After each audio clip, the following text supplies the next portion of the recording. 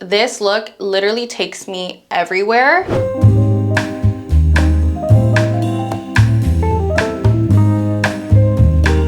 Today I'm gonna be showing you guys my everyday soft glam. I don't use any primers, but I think that skin prep is so important for your base to lay right. We are ready to go, and I know this is kind of weird, but I actually like to start off with my lashes. This is literally the only mascara that I've tried that actually holds the curl all throughout the day, and it just looks so freaking good. This is why I do my lashes first, because my eyelids end up looking like this and it looks absolutely crazy. So I'm gonna clean this up. For my half lashes, I just use the Kiss 11s, and I actually cut the inner corner and put it on the outer corner of my eye because my lashes are a little shorter. I find that it just blends easier with my natural lashes. Moving on to brows, I like to use the e.l.f. brow pencil. It's literally only $7 and it does the job. I like to go for a natural brow, so I just like to fill in the sparse areas and like brush it as I go.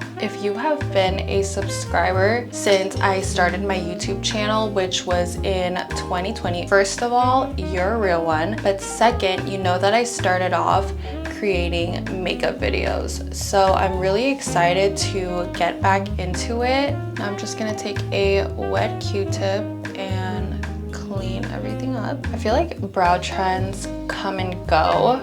I just recommend you guys to do whatever works for your face shape, whatever flatters you guys the best. Apparently, thin brows are coming back in style, but do not overplug your brows. That is what my mom did back in the 90s, and now she barely has any brows. To hold my brows in place, I actually like to use hairspray.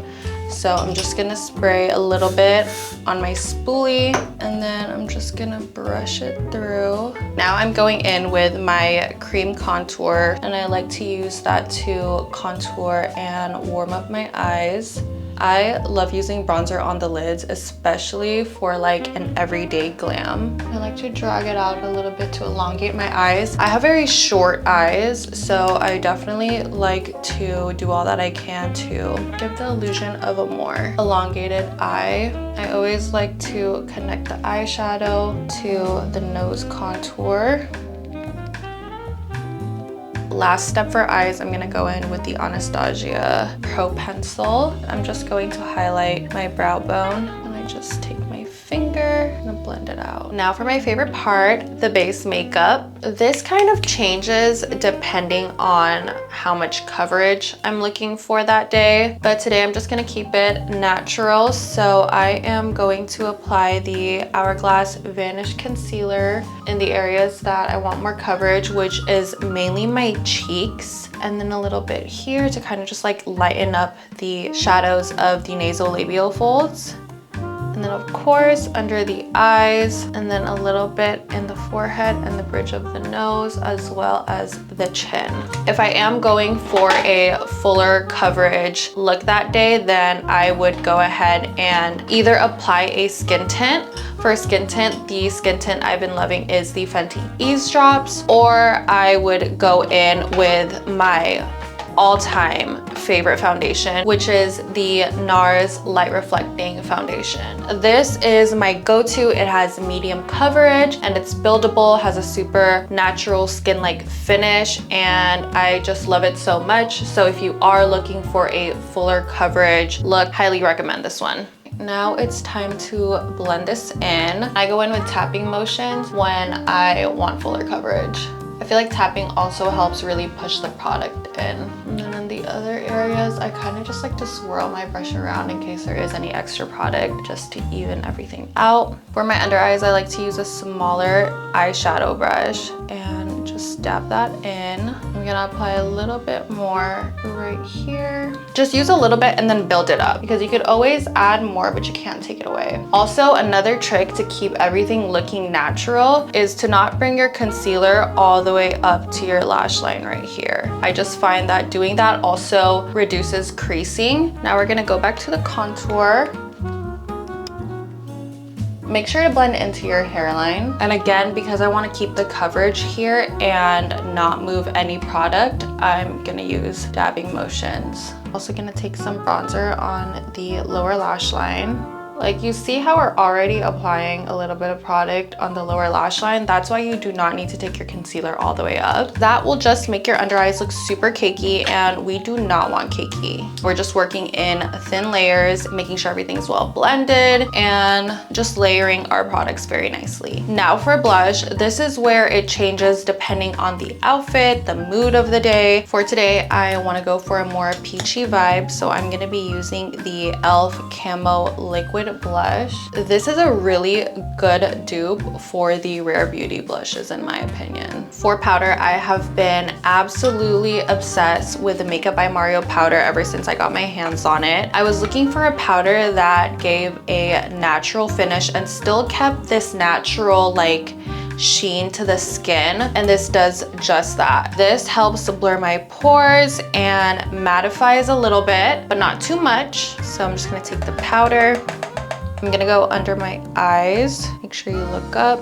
I also like to take some of this on my eyelids since I put a cream product on it. I like to use this smaller, pretty compact powder brush for around my eye area. And then for all the other areas, I like to use this bigger, fluffy brush. Now, this is for my oily girls. You're gonna go an extra step and we're gonna take the One Size Beauty setting powder. This will really set your makeup in place. It won't move the whole night, and it's perfect for the oily skin girls because it mattifies so well, almost to the point where it's a tiny bit drying, which is why I use a combination of the Makeup by Mario powder and then this in the areas where I'm extra oily. So I'm just gonna take my powder puff, and then you're gonna dab a little bit on the back of your hand just to even that out, and then I'm just going to apply it right under my eyes and in my T-zone. While I'm letting that sit, I'm just going in with the Laura Mercier Matte Radiance Baked Powder. I don't know if this is discontinued or not, but I've used it for so long. As you can see, I'm like hitting pan. It's exactly what it says it is. It's matte, but it's also radiant, so it just gives a nice skin-like finish. And it's the perfect shade to put on top of my bronzer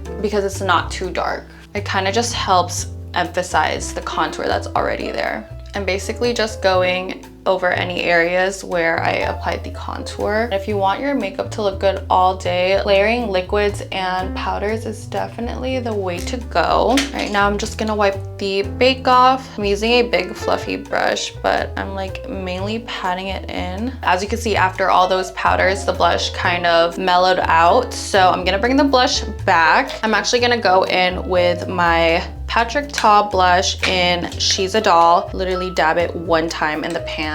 It's very pigmented. And then to make everything more cohesive, I'm just gonna apply a little bit on my chin, on my nose, just like whatever is left on my brush, and on my forehead. I feel like I look super washed out on camera, but I promise you, it looks perfect in real life. Now we are finally moving on to the last step, which is the lips. I love a good plump lip, so I'm gonna take a little bit of my Makeup by Mario contour stick and just contour my lips a little bit. I'm gonna go in with Cork by MAC. I feel like this is a shade that everybody needs in their makeup kit. I feel like it's the perfect brown and just helps further like contour the lips. And I mainly like to overline in the center of my lips to add vertical height to it, so just like right here and right here. All the other areas like on the side, I keep it on my lip line.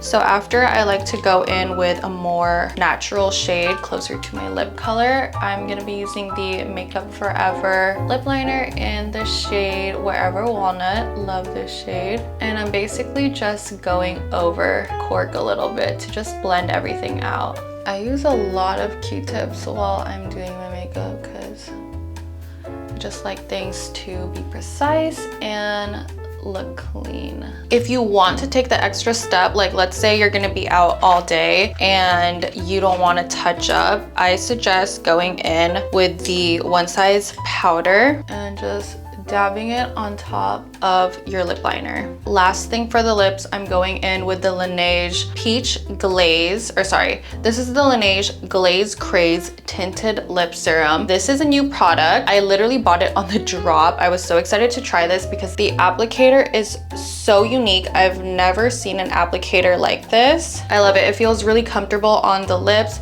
and it's actually way more pigmented than I expected. The formula is really good too. Like, it doesn't feel too sticky, it doesn't feel heavy or thick, and it lasts a long time as well. Last time I put it on, I wore it for 3 hours without touching up, and it still kept its shine. I also didn't get that weird crust on the edges of my lips. Anyways, I will say with this applicator, if you have thinner lips, it's not the most precise, because as you can see, it's like a round shape, but it's super addicting to glide on your lips. As you can tell, I just love applying it. Like, it just feels so nice.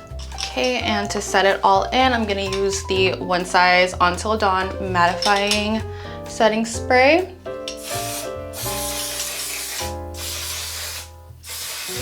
And this really just locks everything in. This look is literally perfect for anywhere, anytime. This is the go-to look, and I hope you guys try it out. Let me know down below how you like it, and yeah, I will see you guys in the next video.